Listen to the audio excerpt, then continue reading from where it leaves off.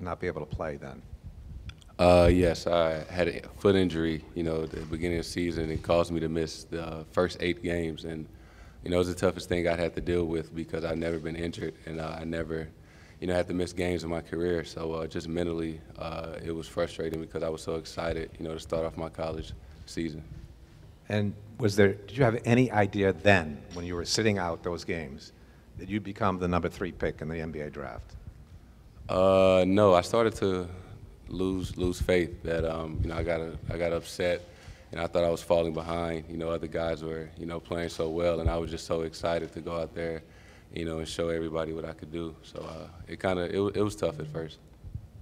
Jayson, we also aren't trying to gang up on you, but our front office staff, you see a lot of green and white. There's a lot of our downtown front office staff as well as our Waltham staff. So we're all here to welcome. How you doing? Choir.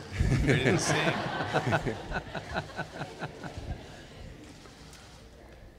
Jayson, Taylor Snow, Celtics.com. Welcome to Boston. It's unusual for such a high draft pick to join a team that's fresh off an appearance to the conference finals. How do you feel about joining a team that's in the midst of such success, and how do you feel that being around such experienced players will help you grow early in your career? I look at it as a great opportunity, just to, like you said, a team that was #1 in the East last season and has so many great, guys and veterans that, as a rookie, I can come in and just be ready to work and learn from, all the great guys in the locker room.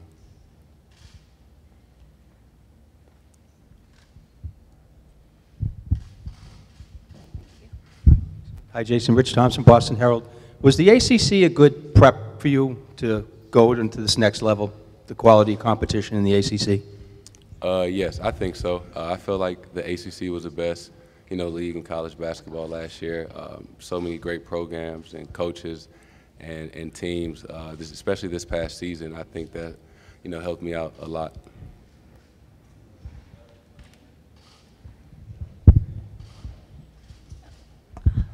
Abby Chin, CSN. My question's for Brad.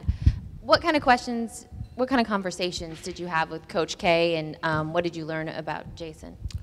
Well, I don't think there was, it's been pretty well documented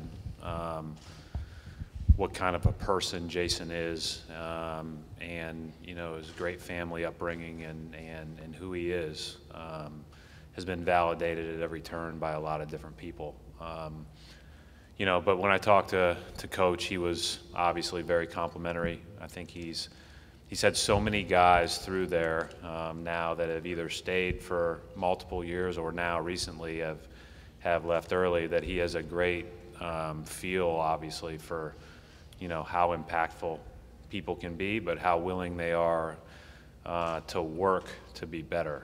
And so, everything that he said validated what I had already heard. Obviously, Pags being around the Duke program quite a bit, and Danny, texting throughout the year from Jayson's games. So, we're really thrilled to have him. And one of the things that he fits with, not only the way we want to play, but also who we want to be. And I think that that's really important. Here's a guy that is very good, but he's committed to being better. And I think that that's, at 19, you better be that way in this league. And at 28, you better be that way in this league. But it's a really good fit for our group.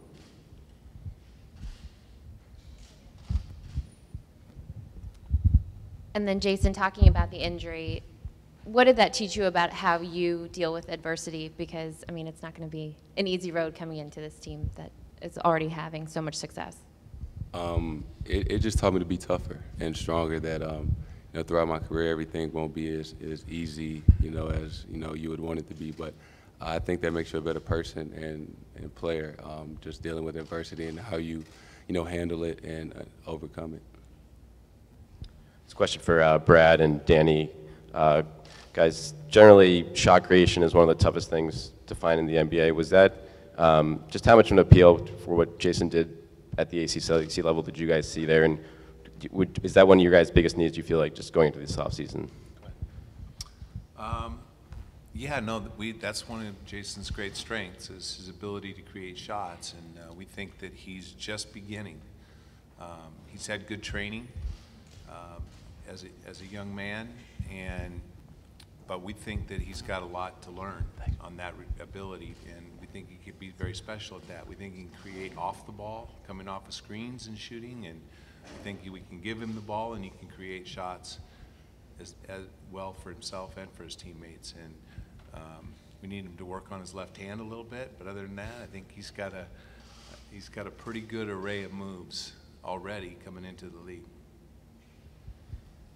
Jason, Dan Roach from WBZ TV. What do you know about the city of Boston coming in here and about Celtics fans?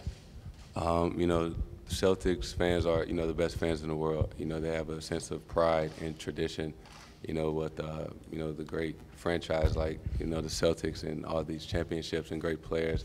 So, you know, they're very prideful, as they should be, you know, about their team.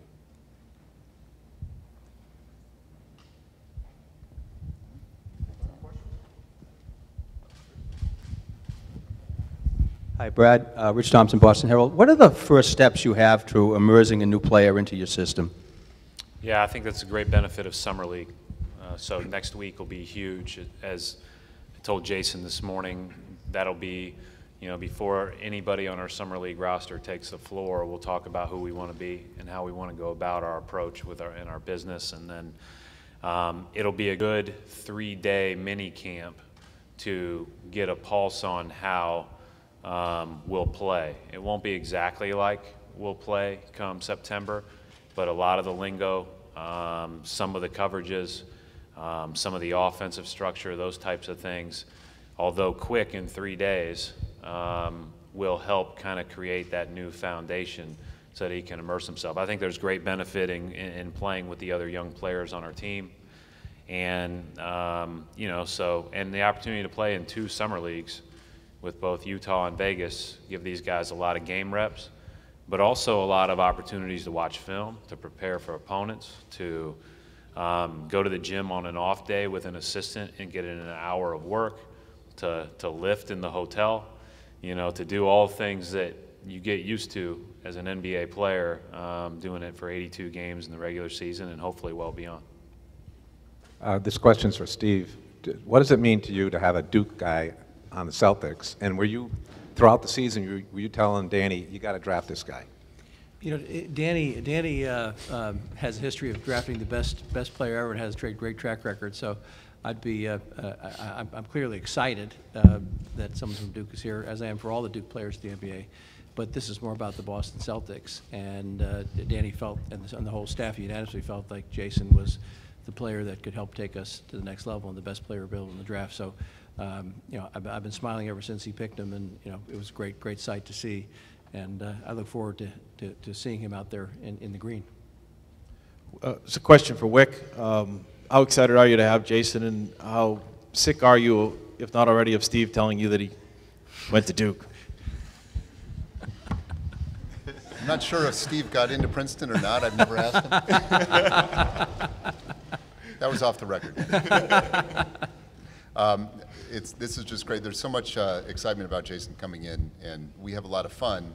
Part of being at the Celtics is actually enjoying what you do, and it's a lot of fun to remember where everybody went to college years and years ago, and have fun with it. But this is the guy we wanted. He could have gone.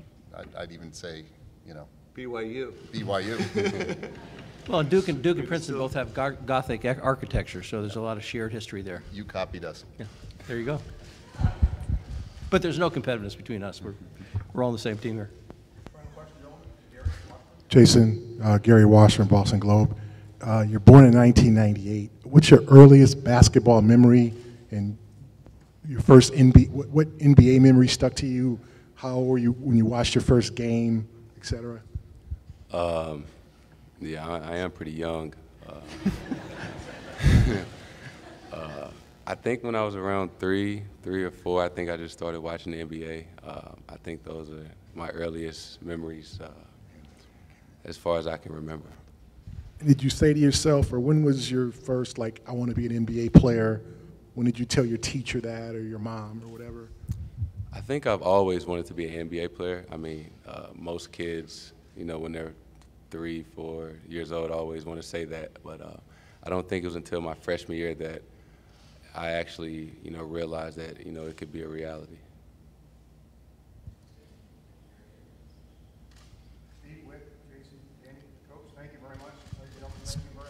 Thank you. Thanks.